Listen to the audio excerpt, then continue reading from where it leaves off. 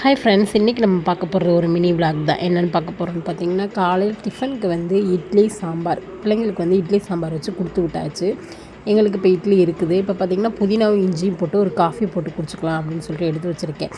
அதுக்கப்புறம் பார்த்திங்கன்னா இன்றைக்கி வந்து மத்தியானம் லஞ்சுக்கு வந்து மீன் தான். நெத்திலி மீனும் ஊளா மீனும் எடுத்துருக்கு. ஊளா மீன் வந்து பொரிக்கிறதுக்கும் நெத்திலி மீன் வந்து குழம்பு வச்சுக்கலாம் அப்படின்னு சொல்லிட்டு எடுத்துருக்குங்க.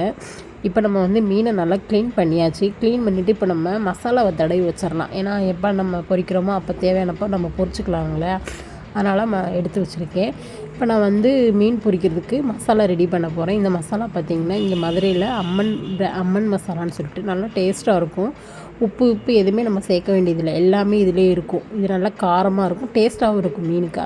நான் இது மட்டும் தான் சேர்ப்பேன், வேறு எதுவுமே நம்ம இஞ்சி பூண்டு பேஸ்ட்டோ எதுவுமே நம்ம சேர்க்க போகிறதில்ல. இது வந்து 1/2 கிலோ பாக்கெட்டு. 1/2 கிலோவுக்கு ரெண்டு பாக்கெட் நான் போடுவேன். ஏன்னா நல்லா காரமாக இருக்கணும் அப்படின்றதுக்காண்டி. இதில் பார்த்திங்கன்னா கார்ன்ஃப்ளவர் மாவு சேர்த்துக்கலாம், இப்போ லெமன் சேர்த்துக்கலாம்.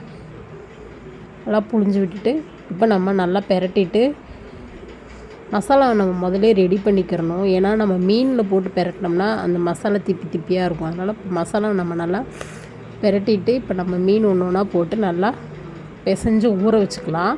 நம்ம எப்போ தேவையோ அப்பப்போ எடுத்து பொரிச்சிக்கலாம். இப்போ இதை நான் வந்து நல்லா பெரட்டிட்டு ஃப்ரிட்ஜில் வச்சுடுவேன். நமக்கு தேவைப்படுறப்ப நம்ம பொரிச்சிக்கலாம் அப்படின்னு சொல்லிட்டு நல்லா பிசைஞ்சிக்கலாம். நல்லா பிசைஞ்சாச்சுங்க. இந்த மீன் பார்த்திங்கன்னா முள்ளே இருக்காது. பிள்ளைங்க சாப்பிட்றதுக்கு, பிள்ளைங்களுக்கெல்லாம் கொடுக்குறதுக்கு இந்த மீன் நல்லாயிருக்குங்க. இப்போ நெக்ஸ்ட்டு பார்த்திங்கன்னா நம்ம குழம்பு வச்சாச்சு, நெத்திலி மீன் குழம்பு வச்சாச்சு. இப்போ நம்ம மீன் தான் பொரிக்கிறோம்.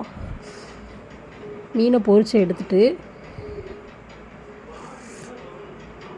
இப்போ பார்த்திங்கன்னா நெத்திலி மீன் குழம்பு வச்சாச்சு. நல்லா மாங்காவும் நெத்திலி மீனும் போட்டு குழம்பு வச்சாச்சு. மீனெல்லாம் கொஞ்சம் உடஞ்சிருச்சு.